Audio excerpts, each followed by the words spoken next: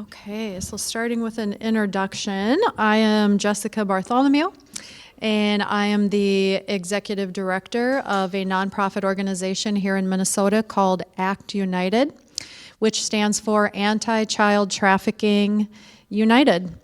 And we started in 2015. We have high demand programs, some of which I'll talk about a little bit today. And my background in this space is, at this point, almost 30 years of working in at-risk communities with at-risk children, teens, families.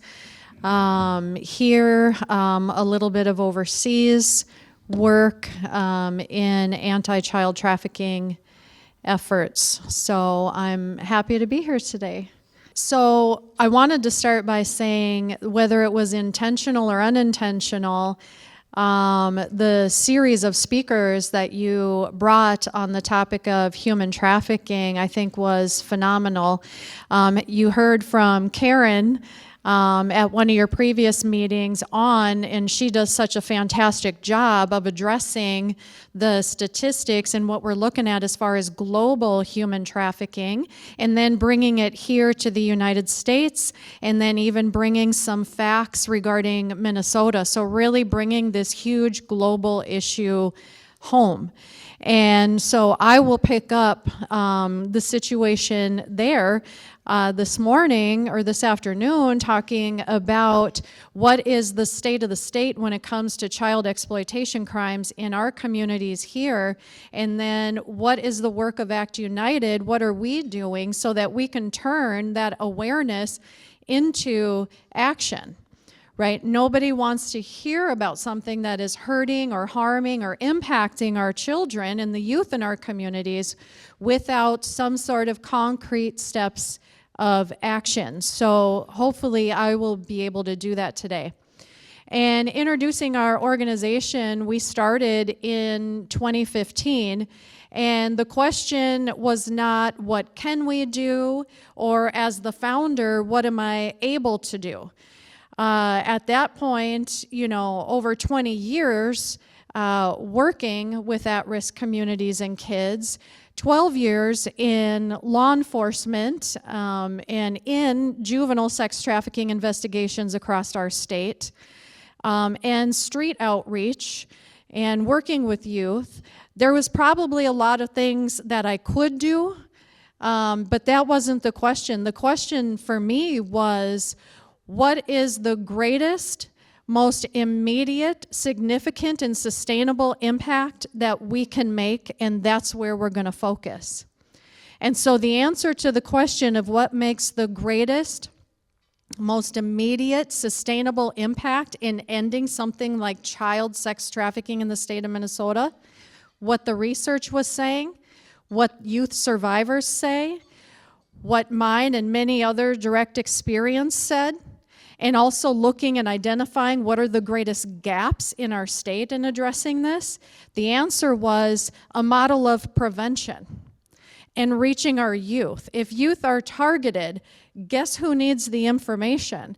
Guess who needs to be empowered with resources, able to identify red flags? What do I do if something happens? Well, it's our youth.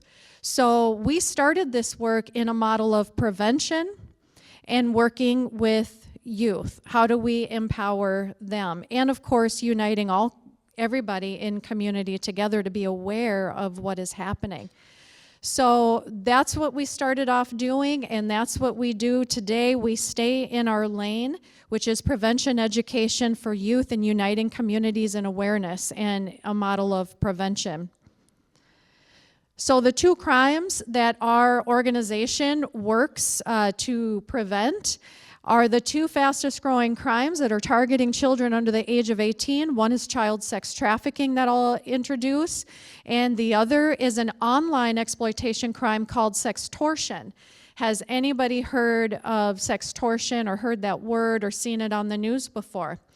Yeah, right now we are under a public health crisis warning in Minnesota because of a spike in sextortion targeting people under 18 years old, and specifically seeing a spike in boys or male victims of this crime, which is online solicitation for private or sexual photos or videos that are then used as control and collateral and threats, either for children to send them money or for children to make more of these images or to meet in person where other crimes then occur.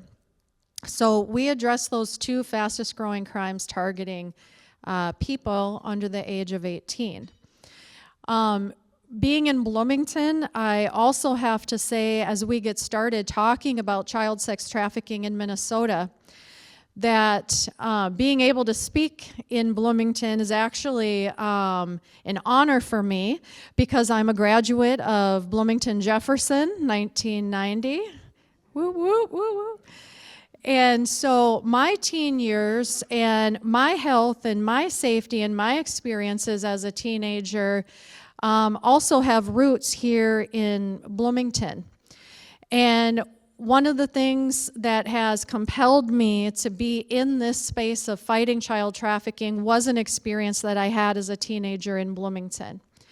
And that was when a friend and myself, we were 16 years old, and went to Jefferson, and we got our driver's licenses, and we were super excited about that. So the first thing you do is ask to borrow your parents' car, and as they sweat to death and hand over the keys, you go and you just drive around. Where are you going? Who cares? Doesn't matter. We're driving, right? So we drove around to all the spots at the time that teenagers were hanging out, and we got to a location where there was a lot of people, and we ended up meeting a couple of guys. They weren't, majorly older than us, but just enough to kind of be interesting, maybe like early 20s, and we were only 16, and just conversation, hanging out, nothing that would have been a red flag to my West Bloomington 16-year-old mind. And at some point during that night, I lost sight of my friend, and I never found her again. And after 2 hours of searching, I ended up going back home without my friend that night.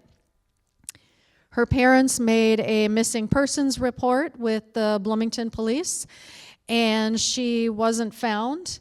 And till 3 months later, she shows up at my house with the same guy that I recognized from that innocent night out.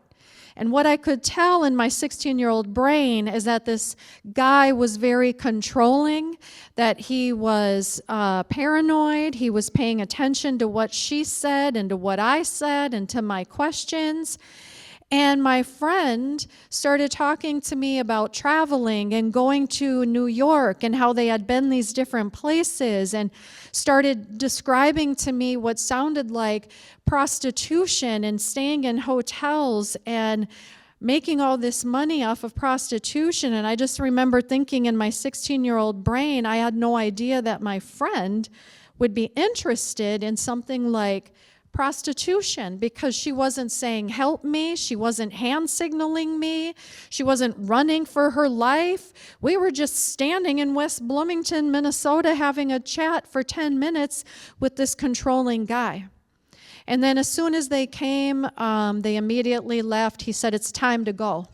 And they left, and she was never seen again. And to this day, I have no idea where my friend, who was just my buddy at Jefferson, and we got our driver's licenses together.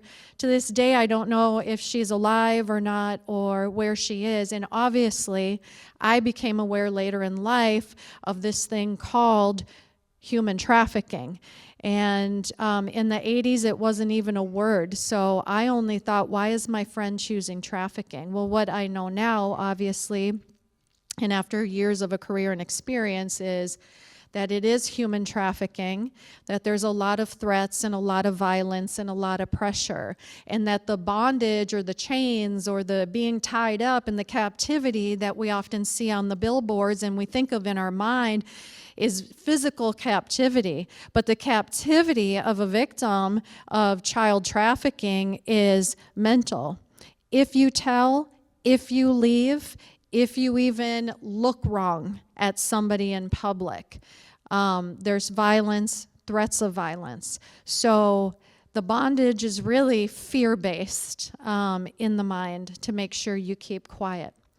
So with all that understanding going into anti-trafficking work, I brought with a lot of different experiences going back to even childhood, which makes it not just a job and not just nonprofit work, it makes it a passion.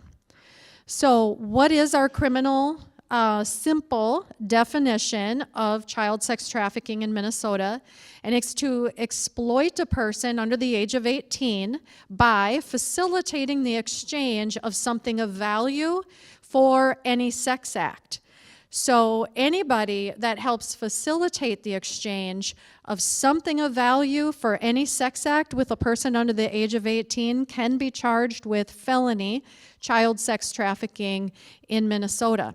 So what does that mean? Because it's a little different than kidnapped, taken, brought somewhere where trafficking occurs at another location.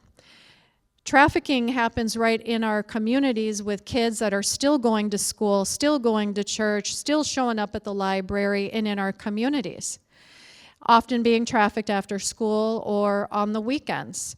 Scenarios that meet the criminal definition of trafficking in Minnesota can look like teens who get involved in dating for money or selling their photos for money on social media. And then all of a sudden, the request and the demand becomes more than just a date or just a photo. Youth who feel forced to trade sex for a place to stay. Something of value is money, but for our homeless youth or are experiencing housing instability, something of value is a place to stay. And when that is exchanged for any sex act with a child and for their survival as a kid, that is felony child sex trafficking. We have family members, and we're seeing this rate actually increase. It used to be about a third of trafficked kids in the United States, including Minnesota, were trafficked by family members. Now it's about 50% of trafficked children are trafficked by their own family members.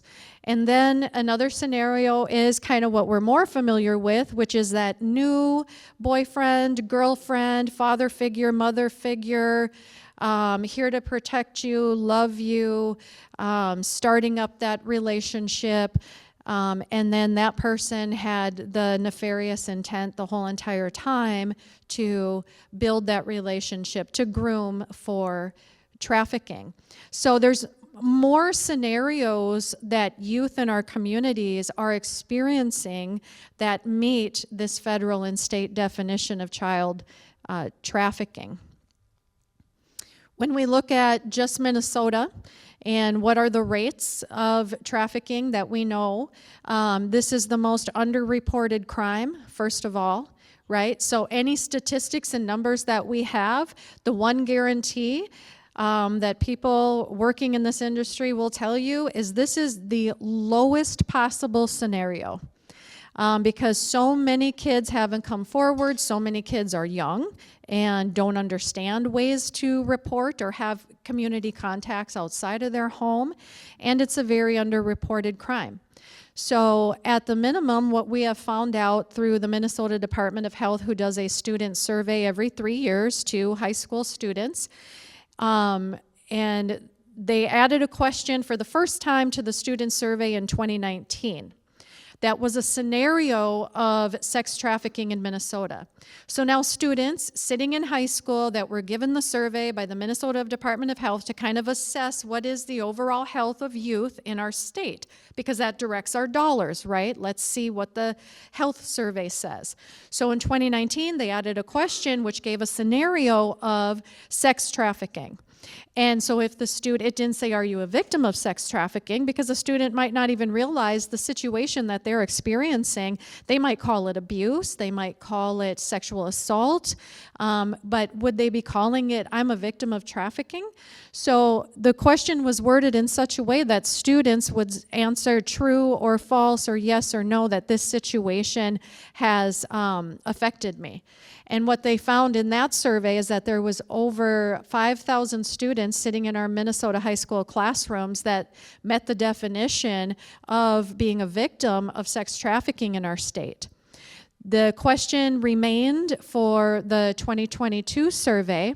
Less schools participated, so we have to take that into consideration when we look at still over 4,700 students reported having experienced that situation, which met the criminal definition of a victim of sex trafficking. What the surveys have also found is, and this is the actual map for 2022, is that this was happening at similar rates across our whole state. So there was really no region that was exempt. It was happening up north, down south, and everywhere in between in our twin cities. And it also found, both in 2019 and 2022, that there was no statistically significant difference in the rates between students that checked being male and students that checked being female. So boys and girls in high school were reporting at similar rates of being a victim of trafficking. So the finding that I want to draw attention to isn't even a finding. It was just the nature of the study.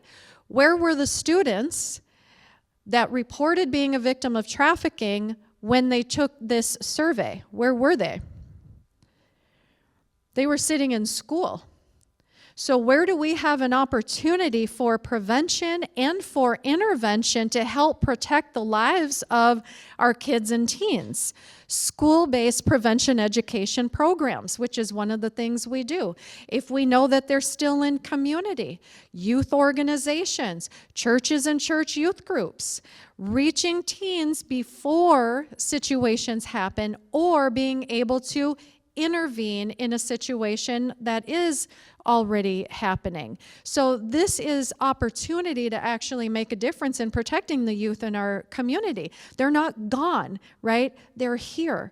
Less than 10% of sex trafficking starts with a kidnapping. 90% start in the context of that false, fraudulent, or family relationship. So they're still in our communities. There's opportunity to reach them in prevention education and resources. So the second crime that we address that's important to bring up, because right now Minnesota has an FBI public health crisis warning. The Minnesota BCA, Bureau of Criminal Apprehension, came on board and said that we need to issue a warning for Minnesota that there is a spike in this crime. What is sextortion? Kids that are being coerced, tricked, conned, or willingly sending inappropriate photos online or via text message, and then once it gets into that other person's hands, they absolutely lose control, and it can be used to threaten that student into sending money, sending more photos, or to meet people with bad intentions in person. And that meets the definition of sextortion. So we have had all our state agencies and our national agencies say there's a spike in this crime. We need to do something about it. So our other program that we have, we've been in about 40 different schools and churches, is an online safety and the dangers of private photo sharing presentation or class. This is an actual case in Minnesota and how this goes down. This particular case, the top photo is the actual person. The bottom photo is a fake profile.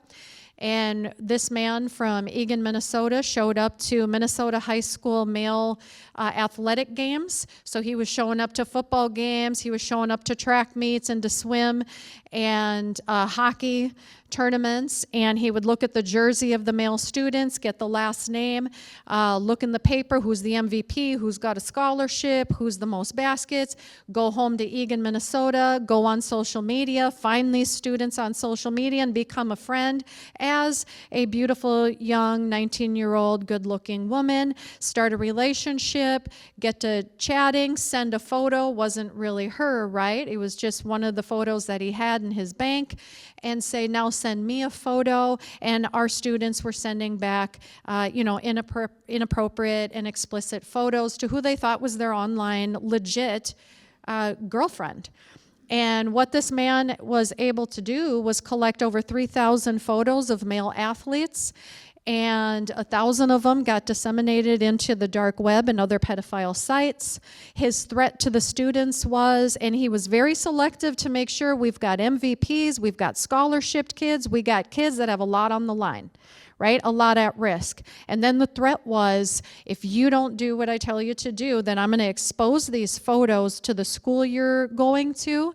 I'm going to print it and post it on campus. I'm going to blast it on your social media accounts. And they saw their whole world turning upside down within seconds. We've had 24 deaths by suicide, mostly male, because of this crime. So it took, and we make sure we let students know that all it took to break this whole case was one athlete came forward to his high school police liaison officer and said, I think I'm in deep crap on the internet. And she looked into it, opened up a case, found 170 other male athletes that were victims of this guy, and now he's in prison, and they were able to recover as many photos as possible. So these are the two exploitation crimes that are targeting our teens and our kids across our communities. So how do we, who wants good news? Let's get to some good news, shall we? How do we end it? Guess what? We have solutions. We have solutions that work. And we end it with prevention education, whether it's getting to kids first or being able to intervene on situations already happening by having dynamic, engaging programs for and age-appropriate programs for our kids, which we have, and for our teens and college campuses. Why should we invest in prevention? Well, for one, the research says it's the number one issue that we need to invest in, including MDH, the Department of Health. Student survivors say, if I would have known, if I would have had that conversation, what if I would have known what human trafficking looked like in that brief 10 minutes I had with my friend? Instead of thinking, what is this prostitution thing that's going on here? Why is she choosing that? Would prevention education have helped? Right? Survivors say that it would help. We did a study in Minnesota in 2012 that did a cost-benefit analysis of prevention versus restoration post-victimization, and found that for every dollar we invest in prevention education, it saves us 34 tax dollars in the restorative services for helping youth and helping people recover and get back on their feet from these crimes. So there's dollars and there's people and there's research and survivors, all leading us toward prevention education, which is what ACT United does. What makes us unique? First of all, prevention education. Huge gap in our state and in the United States. Getting ahead of it and going upstream is a huge gap in services. Representation. We were the first curriculum in Minnesota that no matter who you were, where you lived, or what gender you were, you heard your story in our presentation. We had to develop our own because at the time it was very exclusive. Only girls were victims, boys were only potential perpetrators, and this only happened in the inner city. Well, I was a 16-year-old kid in West Bloomington, Jefferson, so I knew that wasn't even true. 12 years of law enforcement and almost 30 working with kids, we needed something inclusive that any kid anywhere wouldn't be further isolated when they heard the presentation and the program, right? And then youth leadership is a big part of what we do. Every time we do youth programs, they have an opportunity to also turn their awareness into action and join our leadership team. Everything we do is 50% advised by our youth advisory teams, our youth interns, and our student action groups. So what do we do? Forums like this and community awareness nights and for parents. Youth prevention education, online safety K through 5th, and we believe in resourcing kids and families. So we're not just the guest speaker for the day. Every kid goes home with a magnet for the fridge with the best topics to keep the discussion going at home, online safety. And kids also get, for that particular program, a little reminder band that just simply says, "United we win." We want every kid to know you're not alone. There's help available. Teens for middle school, high school, college campuses is our Youth Aware program. This is where we offer 2 different classes. One is healthy relationships, what is trafficking, and how are youth leading the movement to end it. And the other is online safety and the dangers of private photo sharing. And all 3 of those age groups are offered opportunities to join the youth leadership team. So they all get one of these. And then they get these 2 things. One is our Youth Aware wallet card. It defines both those crimes, the signs of both those crimes, and then what are your helpline numbers for both those crimes? How do you get support services? Why is this so important? Because guess who finds out about a kid being trafficked or exploited online first? Another kid. Their best friend, somebody at school, their sister, their brother. So the faster they get prevention materials or helpline materials, the faster they're going to get help and end that situation. So every student gets one of these for the back pocket, and they also get a reminder band. And what's unique about the reminder band for that age group is on the inside, and nobody knows it, because you can't see anything, right? But DeBost is the national helpline number. So on the outside, United we win. Nobody knows that wherever they go, every party, every skate rink, everywhere they go, no matter where they're hanging out, they have that helpline number on the inside of the band. And all of you have one of these at the table. This is just an explanation of our school-based programs.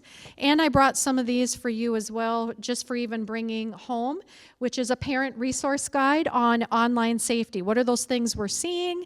And then what are the resources and conversations that we can have at home? So youth leadership is a huge part of what we do. This is just for fun. These are some of the things that the youth have done. We mentor them to design and lead their own projects at their school or in their community so other youth can hear from other youth. They also help lead the online safety program for the K through 5th, because a 3rd grader loves hearing from a 7th grader or an 11th grader, how, what to do, and they pay really close attention and they think it's cool. And then community outreach during the summer. So when kids are out of school, kids are often out of church and often out of sports, how do we keep them engaged in healthy activities to keep them off the internet and also have mentors in the community? And how do we close some of those gaps and vulnerabilities?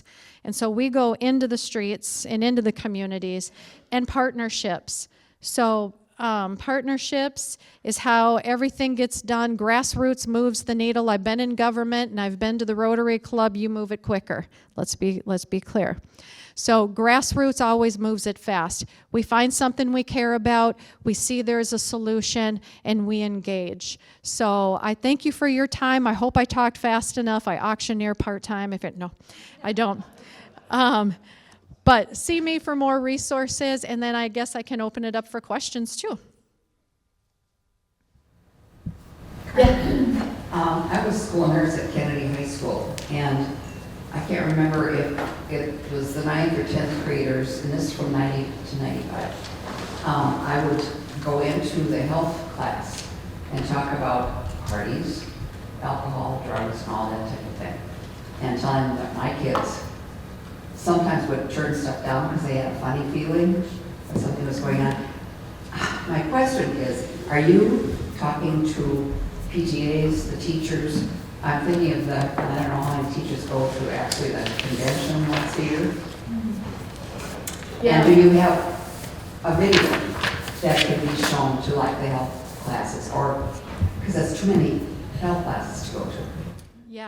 Yeah, it is. So for the last question, First, we do not have our curriculum or our program on video yet, but that is something that we are working on. As far as awareness videos on a variety of topics, we do have past conference seminars recorded and up on our YouTube channel. So at Act United MN. So you can see, there's even some videos there that from a conference where it was parents and teens came together. That one sold out and had a waiting list. Those sessions are on there, and I always encourage parents and grandparents and aunts and uncles, if you want to open up the conversation at home about these topics, watch that video together, learn together, and then talk about it together. And then what was the first question? Oh, how to read so the health classes and stuff, and the teachers and everybody.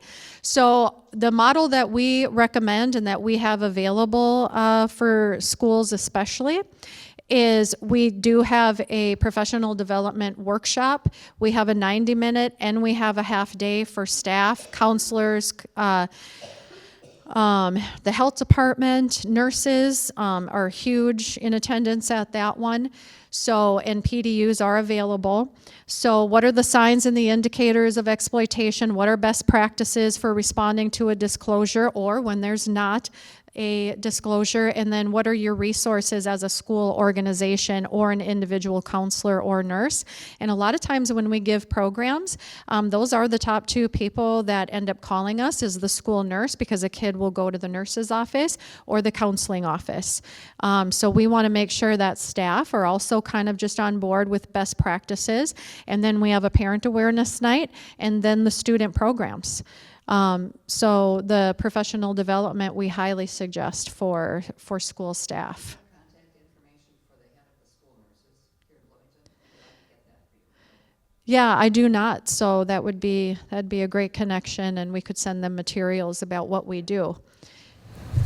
I haven't dealt really on the criminal justice side of law, but when my daughter was clerking with the federal judge in Massachusetts, we visited her in Boston on the day that they had a sex trafficking trial. And it occurs to me that in that area, unlike alcohol, you could send an underage person to do the bust and not put them in a great deal of peril. They just show the license, they sell it to an underage person, you arrest them. But you can't really, it's probably more dangerous to do that here, so the prevention, it would seem, would be better. But the judge afterwards, we talked to her after they did come back with a conviction, and she said the jury was, she thought the jury was actually starting to buy this guy's story. He was a suburban Boston business owner. He said, oh yeah, I got 2 daughters myself, so I came across this woman. I was looking for love on the internet, this 14-year-old supposedly in North Carolina, and I was going to fly down to North Carolina and give her a lecture as to how she should be really careful and stuff. She thought the jury was buying it, and they did it. They did convict him. But it seems to me that it's because you're using, in this case, a 55-year-old FBI agent posing as the male FBI agent posing as the 14-year-old North Carolina girl. It's harder to get the convictions because these are con men that can have really good stories. So it seems to me in this area, prevention is maybe even more important than it would be, say, in alcohol, underage alcohol sales and things of that sort. Yeah, prevention education is at the top of the list, no matter, what kind of group or research or survivor or organizations working in this space. Prevention education is really what works to protect our kids and also give them resources to hand off to other kids. So the goal, when you're going to end something, but when you respond to it, that's because it's already happened. If you're going to end something, you got to get ahead of it in prevention so it doesn't happen in the first place. One more question. I was just going to ask if you had any judges on your advisory panel. They've seen a lot of these stories. Yeah, I don't have any judges on any advisory panel. I did just co-found, however, with the Scott County Attorney, and we started the first in the South Metro task force, and we currently have 17 different law enforcement agencies and nonprofit organizations on board.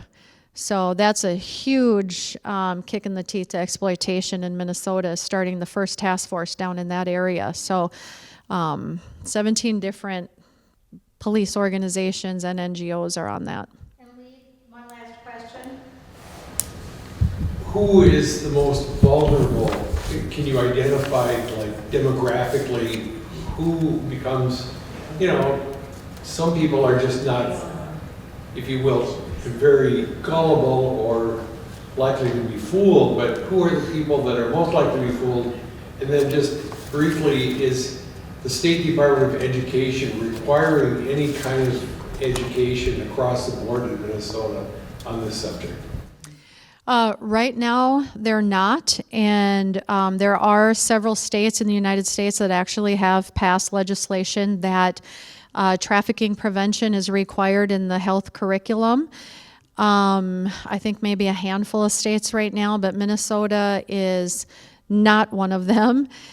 And most vulnerable is a very simple but complex, interesting question. Because one of the reasons why we had to write our own curriculum even back in 2015 is because the focus was on inner city kids, and there was a very narrow definition of vulnerability. And we do see with trafficking higher rates of survivors that have been a part of the criminal justice system at some point, that have been a part of the foster care system at some point. We do see runaway and homeless at higher rates within sex trafficking survivors. When it comes to overall numbers, however, with that crime, and then when we look at sextortion, these are kids that are vulnerable because they have a phone in their pocket. Literally, that is the top vulnerability to youth these days. And I will talk to teenagers and I'll say, what's a catfish? They'll give me the definition immediately. Somebody pretending to be somebody they're not online and strike up a conversation. How many of you have sent an inappropriate photo? 95% of the room. So they're aware, but they are still participating in online activities that are putting them at great risk. So conversations at home with everybody is incredibly important. We're located out in Chaska. We work across the state. We're helping kids get out of exploitation up north, down south, in the suburbs, rural communities. So really the vulnerability is a phone in your back pocket.